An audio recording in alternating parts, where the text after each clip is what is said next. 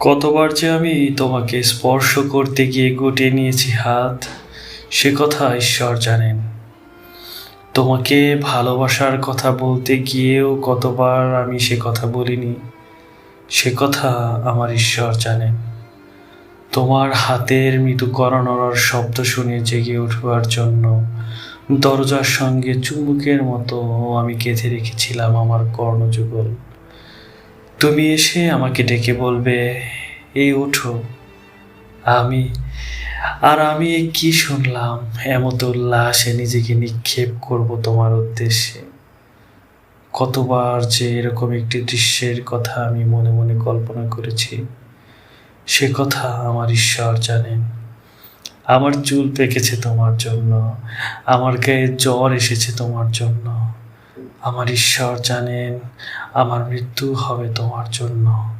তারপর অনেক দিন পর একদিন তুমিও জানবে আমি জন্মেছিলাম তোমার জন্য, শুধু তোমার জন্য।